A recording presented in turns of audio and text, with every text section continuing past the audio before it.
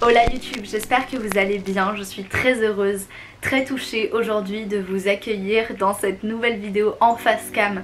Ça faisait tellement longtemps que j'avais pas filmé de vidéo face cam. Je suis là aujourd'hui très spontanément parce que vraiment ma tête est une tête de vendredi après-midi 16h, après les cours, avec un petit verre d'eau, je viens juste de faire une sieste, enfin bref, la vie quoi. Cette vidéo n'est pas du tout préparée dans le sens où j'ai juste noté quelques trucs dont je voulais vous parler. Je me suis dit que ça serait intéressant de les aborder avec vous aujourd'hui, mais c'est très spontané. Et j'aime le spontané, j'aime la spontanéité. Voilà, c'est naturel en tout cas. Premièrement, j'espère que vous allez bien. Première étape, j'espère que votre rentrée s'est bien passée si jamais vous venez de la voir. Si jamais vous l'avez pas encore eu, j'espère qu'elle va bien se passer. Mes DM sur Instagram, mes commentaires sur YouTube, etc. sont toujours ouverts pour parler, pour s'aider, etc. J'ai eu 18 ans cet été. Si jamais tu n'as pas vu ma vidéo à propos des 18 ans, je te la mets juste ici. Je suis rentrée il y a 2 semaines en prépa littéraire dans un très bon lycée. C'est très cool, c'est très sympa, c'est très fatigant, très stressant. Beaucoup de choses se passent dans ma vie, beaucoup de changements, beaucoup de nouvelles personnes, de nouvelles informations, de nouveaux professeurs. En plus on a les masques. Donc en ce moment en prépa je rencontre beaucoup de gens mais je ne les connais pas réellement puisque je ne les vois pas entièrement. Enfin c'est très bizarre cette situation des masques, c'est nécessaire, je vous l'accorde, mais c'est très bizarre. C'est une rentrée très particulière et je suis très heureuse d'un certain côté de la vivre parce que c'est une situation inédite, mais d'un autre côté franchement c'est relou, soyons honnêtes, ça fait chier. Le rythme est très fatigant, on a beaucoup de travail, beaucoup d'émotions, d'autant plus que je suis hypersensible comme vous le savez peut-être ou non, ce qui fait que ça me fatigue encore plus. C'est pour ça que j'ai l'air très fatiguée dans cette vidéo. Je suis heureuse, tout va bien dans ma vie, voilà, je tenais à le dire. Je vis bien mentalement, physiquement. C'est vrai que j'ai l'air fatiguée, excusez-moi, pardonnez-moi si c'est le cas, mais sinon ça va. Voilà, pour cette vidéo je voulais vraiment sortir des objets qui me tenaient à cœur. Je vous ai affiché ici un livre qui s'appelle Ode à la bienveillance qu'on m'a offert en décembre dernier, qui est un livre que je trouve très joli et j'aime beaucoup le mot bienveillance, je trouve que c'est un très joli mot. Et je vous ai sorti des tournesols de mon jardin. Ce sont les fleurs du soleil, tout comme le collier que je porte. C'est un arbre de vie que j'ai acheté en Pologne parce que je suis partie cet été en Pologne et l'ambre, c'est la pierre précieuse, pierre semi-précieuse, dite pierre du soleil, donc bref, tout s'accorde. Je porte du orange, une de mes couleurs préférées, bref. Je parlais avec une amie juste avant de faire ma sieste et on a abordé beaucoup de sujets, ça m'a fait beaucoup de bien. Et un des trucs dont on a parlé, c'est la normalité, le sens de normalité. À l'adolescence, passage à l'âge adulte, on est dans une période de transition, de questionnement peut-être, de doute, d'émotion, de joie, de beaucoup de choses. C'est une période où on se cherche, parfois on se trouve, et il y a un philosophe que j'ai étudié en ce moment, Socrate, qui a dit connais-toi toi-même. Connais-toi toi-même, ça peut dire beaucoup de choses. À quel moment peut-on considérer qu'on se connaît assez? Est-ce qu'il y a une limite? Moi je pense que non, moi je pense que c'est infini. Est-ce que réellement les gens se connaissent? Dans ma vie, ces dernières années, ces derniers temps, se pose beaucoup autour de moi, en moi, etc. la question du genre, de la sexualité, de l'orientation sexuelle. Ça fait quelques années que j'y pense, ça fait quelques années que j'y réfléchis, ça fait quelques années que j'en parle. Il y a toujours cette question de modèle sociétal, toujours cette question de rôle, toujours cette question de normalité. Qu'est-ce que la normalité? Est-ce qu'on pourra un jour affirmer que quelque chose est normal? Je sais pas vous, mais moi personnellement, je ne cesse d'être surprise sans arrêt par tout ce qui m'entoure. Tout autour de moi me surprend, m'intrigue, me fascine. Et c'est merveilleux, c'est sympa, ça fatigue aussi, mais pour moi rien n'est normal.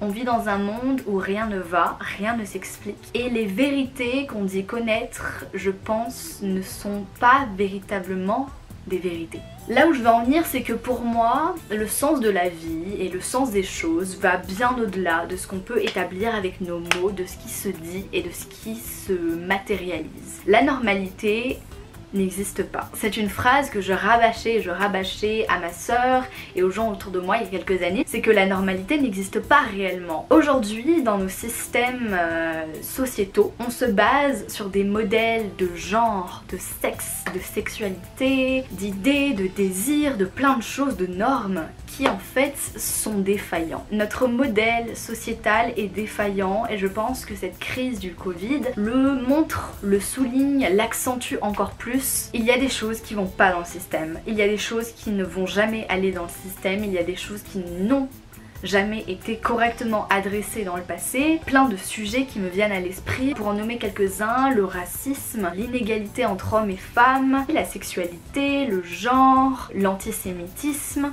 la religion, plein de choses, plein de sujets qui, quelque part, posent toujours problème. Alors vous me direz, c'est des sujets qui, je pense, peuvent être vus, peuvent être abordés de manière infinie, dans le sens où on n'a jamais fini d'être fasciné et on n'a jamais fini de les comprendre, de les apprivoiser. Il y a toujours quelque chose de secret, on découvre toujours sans arrêt quelque chose de nouveau et c'est fascinant. Mais notre système actuel ne marche pas bien, selon moi. Et cette normalité, cette question de normal, comme quoi tu nais homme biologiquement, donc ça veut dire que automatiquement t'es censé te sentir homme et t'es censé te mettre en couple éventuellement avec une femme cisgenre, biologiquement femme, etc. C'est pas vrai. Et vous savez quoi, ça marche plus. Faut pas déconner. Vraiment, la normalité pour moi c'est je fais ce que je veux et puis c'est tout bordel. J'ai envie de placer le mot bordel dans cette phrase parce que pour moi c'est important de souligner que putain, je fais ce que je veux et je suis normale si j'ai envie de l'être. Rien n'est normal, rien ne va bien et il ne faut pas aujourd'hui, je pense, se fier à nos manuels scolaires, à cette génération de parents et de grands-parents qui nous dit que t'es censé te sentir comme ça, t'es censé faire ça, un point c'est tout. Ça rejoint un peu la question de à 18 ans, je suis censée avoir passé le bac, je suis censée commencer mes études supérieures, à 25 ans je suis censée trouver une relation stable, à 30 ans je me marie, à 32 ans je fais des gosses, à 35 ans j'achète ma nouvelle maison, etc. etc. Bref, on n'a jamais fini, c'est un modèle qui n'est pas universel, qui bien sûr dépend de chaque société, de chaque communauté, mais on va dire que c'est un modèle commun à beaucoup de personnes. Le modèle patriarcal, capitaliste, raciste, etc. dans lequel on vit ne marche plus, il a des failles, on les voit, donc arrêtons s'il vous plaît ensemble de toujours y faire référence et de toujours se sentir pas normal, pas légitime et de toujours sans arrêt se référer à ce modèle, c'est plus possible. Bref. Je suis donc en prépa, j'ai décidé par moi-même d'aller en prépa, j'ai fait de longues recherches pendant 1 an pour voir si j'allais bien aimer, pour voir ce qui me plaisait, ce qui me donnait envie, etc. Bref, je suis en prépa, je l'ai choisi, je suis là parce que j'en ai envie. Il n'empêche que ça me fait poser des questions telles que pourquoi est-ce que j'entreprends des études supérieures, pour faire référence au modèle dont je parlais. Pourquoi est-ce que je suis là en prépa, enfin c'est quoi le but, c'est quoi tout ça. J'ai des problèmes de santé. Bon, on va pas s'étaler là-dessus, mais j'ai des problèmes de santé que j'ai découvert récemment, que je suis toujours en train d'appréhender, qui font que parfois la vie m'est un peu plus difficile pour certaines raisons. J'essaye un peu de me situer en ce moment par rapport à mon ressenti, par rapport à la prépa, et j'essaye de comprendre comment je vais pouvoir m'épanouir en prépa, parce que ça c'est donc quelque chose qui touche le modèle sociétal dont je parlais, quelque chose qui nous touche tous, nous adolescents, jeunes adultes, etc. C'est comment est-ce qu'on peut s'épanouir, faire ses études et faire quelque chose qui donne du sens à notre vie, qui donne du sens à notre personne, etc. Je pense qu'il est important de laisser de la place au doute par rapport à ça, par rapport à ces questionnements, par rapport moi dans mon cas mes problèmes de santé qui peut-être m'empêchent de suivre la prépa bien, je ne sais pas, ça me fait un peu peur, parfois je me dis mais mince, mais est-ce que ça va m'empêcher d'être en prépa? Parfois je suis dans des moments un peu de désespoir où je me pose beaucoup de questions et je me dis que ces problèmes de santé ne me permettent pas d'être en prépa, que mon corps ne veut pas la même chose que mon âme. Je pense qu'il faut se laisser ce privilège de douter, je pense qu'il faut choisir consciemment de se laisser de l'espace pour vivre le moment et pour l'appréhender comme on en a envie, comme on en a besoin. Dans mon cas, je laisse, ou je tente plutôt de laisser de la place au doute, de la place à la réorientation. J'essaye de me convaincre que si jamais je n'aime pas la prépa, si jamais je réalise que je ne suis pas à ma place ou que c'est trop dur pour moi, pour des questions de santé, mentale, physique, etc., je quitterai. Ça c'est hyper dur pour moi parce que je suis quelqu'un de très perfectionniste, je suis quelqu'un qui a beaucoup d'attentes envers soi-même et c'est vrai que dès que je me dis bon Capucine, si jamais t'as envie de quitter la prépa, tu le feras. Tout de suite, tout de suite, il y a une autre partie de moi qui arrive en mode eh non, ça fait longtemps que tu le veux, t'es préparé, t'as tous les livres, tu vas te décevoir toi-même, tu vas décevoir tes parents, tu vas décevoir les autres, où est-ce que tu vas aller, la fac tu vas pas aimer, c'est pas fait pour toi, nanana, bref. Essayons de respirer et essayons en cette nouvelle rentrée, cette nouvelle année, du moins particulière en plus, de se laisser de l'espace pour le doute, pour le questionnement, de se laisser respirer en fin de compte. Voilà. À propos de se laisser respirer, il y a un sujet qui me secoue, me traverse en ce moment, c'est l'amour. L'amour, je pense que ça veut dire beaucoup de choses. Ça peut être l'amour amical, l'amour amoureux, l'amour âme sœur, l'amour fraternel, l'amour familial, etc. L'amour Oedipe, l'amour, etc. Il y a beaucoup d'amour. Et je pense que jamais finalement on ne cesse de se questionner sur ce qu'est l'amour, ce que veut dire l'amour, comment vivre l'amour, comment etc. Bref. Il n'y a pas longtemps, je me suis rendu compte que l'amour n'avait pas de règles, que la vie, mine de rien, n'avait pas de règles. Alors oui, vous me direz, il y a les lois physiques, telles que la loi de la gravité. C'est une règle en soi, on ne peut pas l'éviter, on ne peut pas faire semblant qu'elle n'existe pas. Mais la vie, l'amour, la manière dont on vit les choses, il n'y a pas de règles. Les seules règles qu'il y a, c'est celles que nous nous imposons à nous-mêmes et aux autres. Justement, je parlais de modèle sociétal. Beaucoup de règles inconscientes, incomprises dans nos têtes quand on est jeune, quand on est adulte, etc. Et je pense qu'on ne cesse de se remettre en question et de remettre en question ces règles, et je pense que c'est bien, c'est bon, c'est important de le faire, c'est bon et c'est utile, comme dirait Platon. Bref, l'amour n'a pas de règles et les choses se vivent à leur manière, en l'instant présent, comme on a envie de les vivre, et je trouve que c'est merveilleux, je trouve que c'est beau. Je pense qu'il faut rester ouvert à beaucoup de choses, ouvert à l'autre, ouvert à la nouveauté, ouvert au savoir, connais-toi toi-même, parce que à travers soi, on connaît les autres, etc. Et je pense que l'amour se vit comme on en a envie.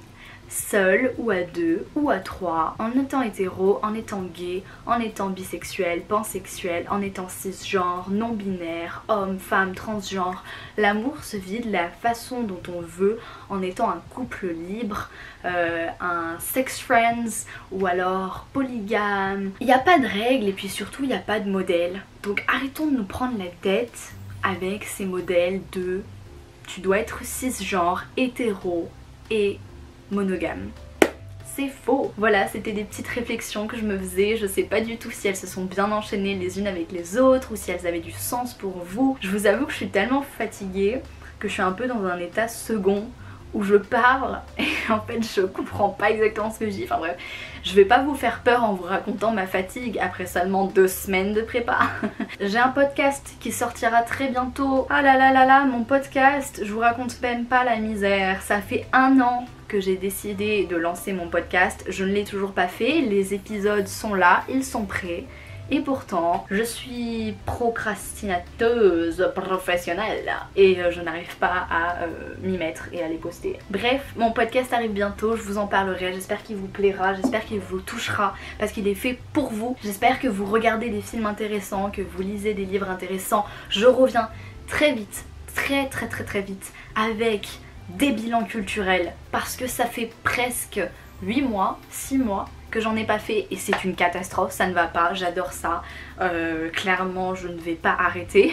Et je reviens aussi tout de suite après cette vidéo avec des vlogs et des vidéos intéressantes de mon été parce que ça fait longtemps que je veux les poster mais parce que j'ai pas le temps et que là je suis rentrée en prépa et que bref c'est compliqué. Voilà, j'avais juste envie de vous faire cette vidéo parce que c'est spontané, parce que j'aurais pas besoin de faire beaucoup de montage pour la poster, pour que vous ayez des petites nouvelles de moi et puis pour qu'on puisse un petit peu débattre, discuter dans les commentaires. Je vous attends, c'est vraiment ce qui me fait le plus plaisir quand je reçois des messages de vous ou quand on débat ensemble, j'adore. Bref, la vie est belle, le soleil brille, le ciel est bleu. On est en septembre, j'ai 18 ans et je vais bien, j'espère que vous aussi. Voilà, plein de bisous.